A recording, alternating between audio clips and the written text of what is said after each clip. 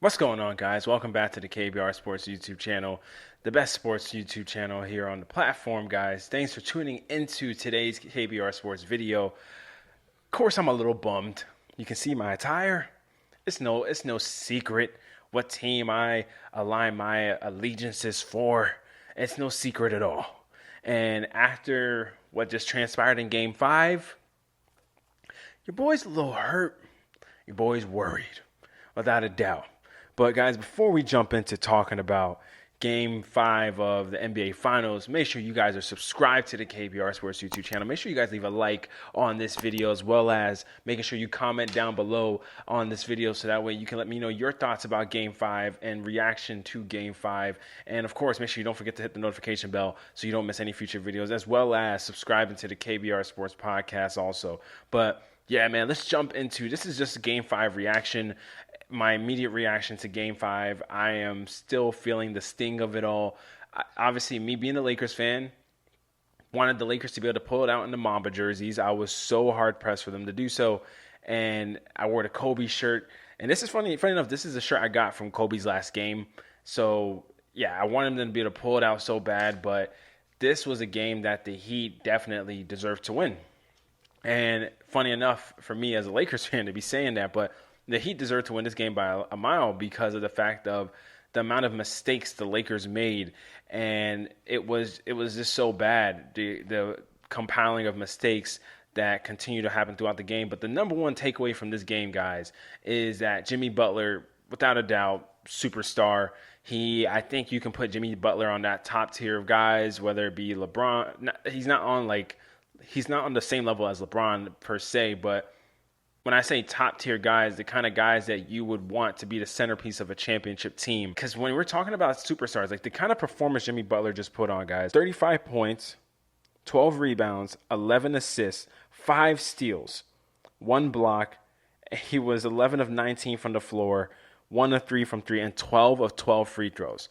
Like this kind of performance, he's had two 30 plus point triple doubles. The only people to put up two NBA triple doubles in the same NBA finals is LeBron James and Jimmy Butler. So that's the kind of company Jimmy Butler's in with these performances he's putting on.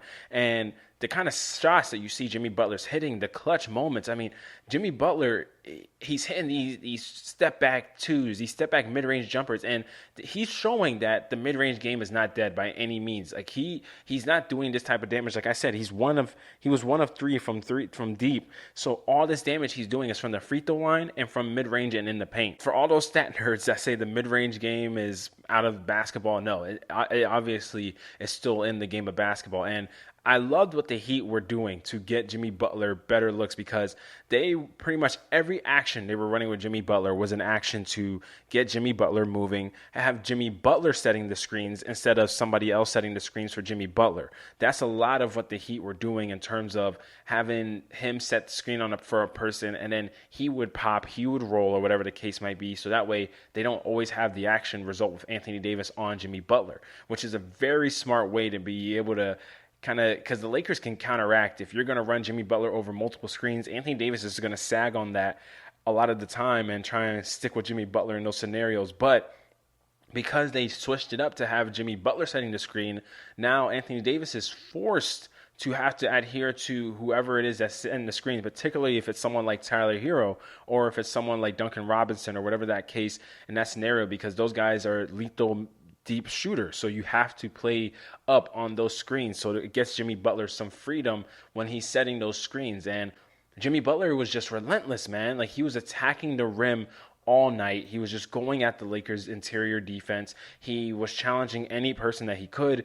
He even, on some occasions, he even challenged Anthony Davis. I just made a video about him deferring at times when he was going up against Anthony Davis, and then tonight he was going up against him and he got the foul calls in some scenarios. So you got to give credit to where credit's due. And Jimmy Butler, he stepped up in so many ways. And we were talking about all-time performances. Like this isn't the type of performance that we see from a guy like just your normal second-tier star. When it comes to meeting what LeBron James is doing in terms of output and impact, LeBron James, 40 points, 13 rebounds, 7 assists. LeBron was 15 of 21, 6 of 9 from deep. But guess what? Anytime LeBron did something, There was a late play in the game where LeBron drives, gets an and one, and it was incredible. You felt the momentum possibly shift. Jimmy Butler comes right down on the other end and hits a beautiful step back shot. Every single blow for blow, him and LeBron were going back and forth, back and forth, back and forth.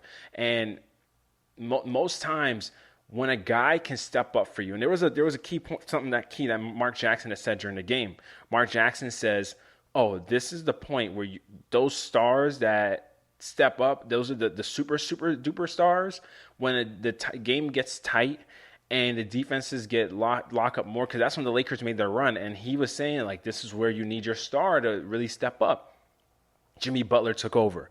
He left his imprint on the game, and you even saw it like in those last waning moments when he had to go to the free throw line. Those are huge free throws. Like those free throws gave them the lead, and he was exhausted. Like you see him, he gets fouled, and he runs up behind the basket, and he just has to bend over for a second to catch his breath because he was beat.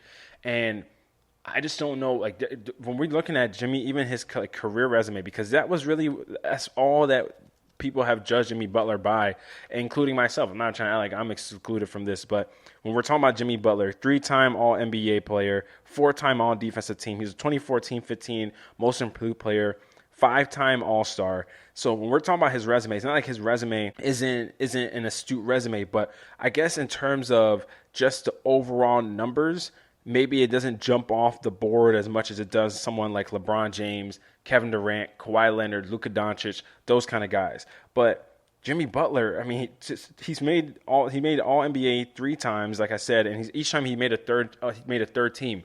So essentially, in those instances, each time you're saying, oh, there's at least 4 forwards we're taking ahead of you in each of those circumstances. And a lot of those times, I'm pretty sure the forwards were a combination of LeBron, Kevin Durant, Kawhi Leonard, maybe Luka Doncic, maybe somebody else, Paul George, even Giannis, Anthony Davis, whomever else, like whatever compilation of that list you want to form.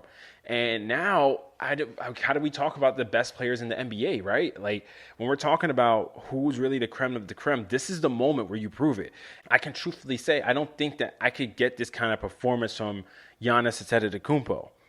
And why I say that is because of the fact that Giannis's offensive game isn't developed enough where he can go to those step back mid-range jumpers, where he can not have to get directly to the rim to be able to make a scoring impact and put the defense in jeopardy. But because Jimmy Butler has that ability to settle for that mid-range jumper and take those, it keeps the defense honest. So he's still able to get to the rim and he's able to draw fouls. Whereas Giannis, if they just form a wall against him, guess what?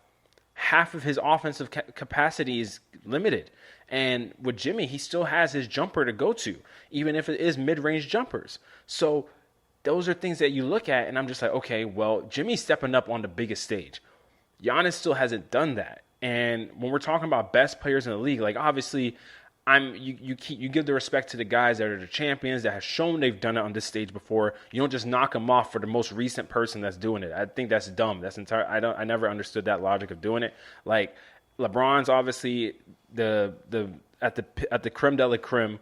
Kevin Durant, Kawhi, those kind of guys. And you start going down to like the Steph Currys and whomever else you want to throw in that conversation. But then when we're talking about like who that next tier would be guys like Giannis, James Harden, and you got to put Jimmy Butler in that conversation. Even if Jimmy Butler hasn't had the regular season success of those other guys, technically they haven't had the postseason success of Jimmy Butler.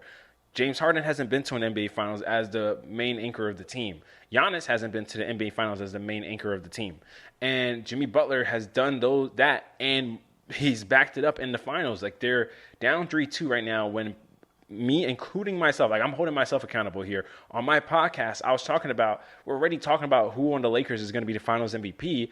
And I just did it in the last video, talking about who's going to be Lakers finals MVP when this series is far from over from what it seems like. So I'm just so impressed by Jimmy Butler. I really don't have the words. And in this series, it goes to a point where it could be even more dire because of the fact that the status of Anthony Davis is so in question because of that injury. And you just don't know what's going to happen with AD. You know what I mean? Like that's a huge question mark. And that could change the whole series. You know what I mean? Like the Lakers go from being favorites because you had AD and LeBron as a tandem, and you believed that tandem would be able to bring things home. Now, if that tandem is not all there, what could happen, right? You know what I mean? Like it's a free for all. But guys, thanks for tuning into this video. It was just a quick reaction video. No, I'm not even doing no deep dive analysis. It's just a quick reaction. Just my thoughts as a Laker fan, freshly coming off. I try to be as objective as possible. You know, I'm not a cheerleader, so but I try to be as objective as possible for these guys. Obviously, I want my team to win, but I can give unbiased opinion on the game and so on. But I'll give a more analytical breakdown maybe later in the day or something. But guys, thanks for tuning in. Make sure you guys subscribe and hit the notification bell so you don't miss any future videos. Leave a like on the video as well to help support the channel. Comment below as well, which also supports the channel. And make sure you share it with a friend, man. Always good to get new people into the family, into the network. You know what I'm saying? But guys, thanks so much for watching, man. And until next time, guys, I'm out.